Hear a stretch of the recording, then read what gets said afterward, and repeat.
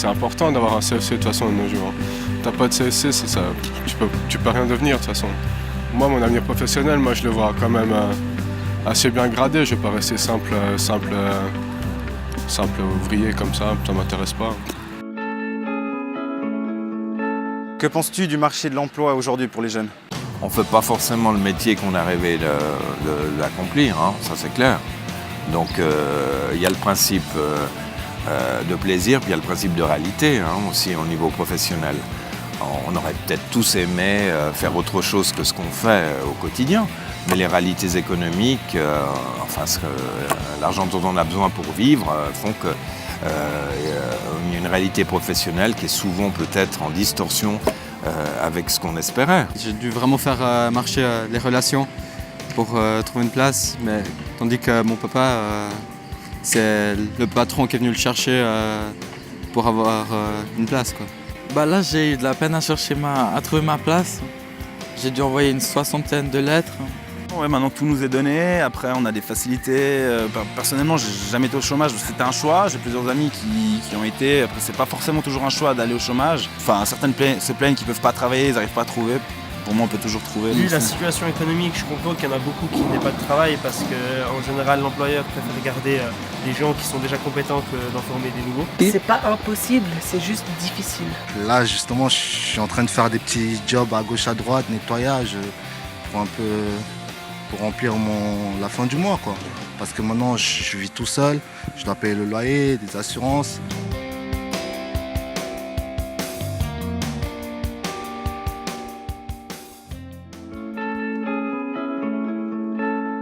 Quelle différence de motivation entre la nouvelle et l'ancienne génération?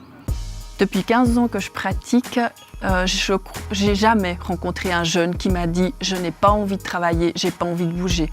Quand je les écoute, leurs rêves, c'est des rêves relativement standards qu'on a tous eus. Trouver un travail, avoir une voiture, fonder une famille, donc des rêves qui permettent justement l'intégration professionnelle.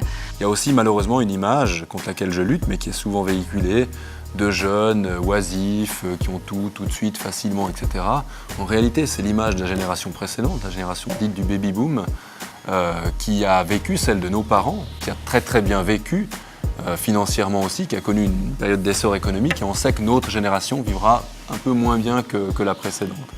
Donc j'ai l'impression qu'à l'époque, les gens n'avaient pas besoin de se former autant pour trouver un travail. Aujourd'hui, c'est beaucoup basé sur les diplômes, la preuve qu'on soit intelligent, etc., les papiers, tout ça, les formations. Ouais, je pense qu'il y a quand même une grande différence. Parce qu'avant, mon grand-père, lui, il faisait des trucs. Il faisait des trucs comme se lever à 5 h du matin pour aller au champ et des trucs comme ça. Puis maintenant, c'est soit on bosse dans les bureaux, soit des trucs manuels comme la carrosserie ou bien les menuiseries. Ouais, on trouve moins facilement de boulot parce qu'il y a moins de place aussi. Je pense maintenant c'est plus difficile parce que les personnes âgées, enfin les adultes travaillent plus longtemps, donc il y a moins de postes pour les jeunes. Puis c'est un peu compliqué pour trouver, mais on fait ce qu'on peut avec ce qu'on a. Je pense qu'avant, peut-être à l'époque de nos parents, nos grands-parents, on choisissait, on faisait un apprentissage quand on avait à la fin de l'école et tout. Puis on se posait pas la question, voilà, c'est ce qu'on allait faire de notre vie et tout. Les jeunes au jour d'aujourd'hui sont beaucoup plus laxistes par rapport à ça, je pense. Leur formation, ça passe plus en deuxième plan. Moi-même, je me compte dedans.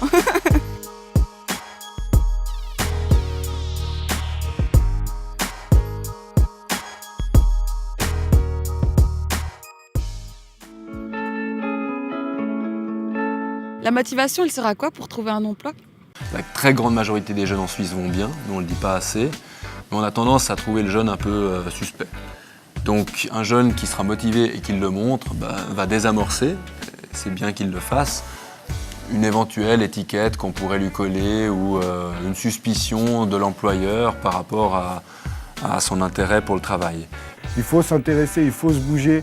Malgré qu'on n'a pas les qualifications, la vie, elle réserve des surprises. On peut trouver notre voie, on peut prouver à nos employeurs qu'avec la ténacité, avec l'envie, on peut avoir des débouchés au niveau du travail, on peut prouver ça. Je pense que la motivation, c'est important parce qu'il y a tellement de jeunes qui recherchent d'emploi que ceux qui n'ont pas de motivation, ils sont d'office écartés. Donc la motivation, c'est primordial et quand on n'en a pas, on est vite perdu. c'est ce qui nous permet d'avancer aussi, c'est mettre un peu d'optimisme dans sa vie, c'est se dire j'ai les moyens, j'ai les capacités, j'ai envie. On ne peut pas arriver devant un patron en disant écoutez je suis le meilleur et tout. Il y aura forcément quelqu'un qui sera meilleur que nous, mais voilà, si on prouve, si on lui montre qu'on a une motivation qui est là, qui est présente, qui est forte, on a toutes nos chances. Sans motivation, justement, tu ne trouves pas la force de te lever le matin pour aller à tes études, aller au boulot. Plus on est motivé, plus les patrons ils voient qu'on est motivé et plus eux ils seront motivés à nous prendre.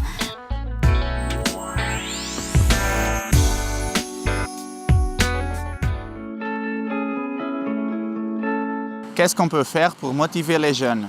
Savoir motiver, c'est un art, ça n'est pas donné, donc il faut aussi chercher cette motivation. Elle n'est pas écrite sur une table, ça ne s'écrit pas comme ça se teste, ça se trouve. Pour stimuler la motivation d'un jeune, la première chose, c'est de l'écouter et d'entendre vraiment son histoire. Pour moi, c'est la première chose essentielle. Ce qui est important, c'est trouver confiance en soi, c'est croire en ses capacités, croire dans les capacités des autres et de son environnement. Je pense que c'est surtout déjà le soutien de la famille, que quand quelqu'un veut vraiment faire quelque chose, les parents ils soient derrière nous pour nous dire que c'est bien et puis nous aider.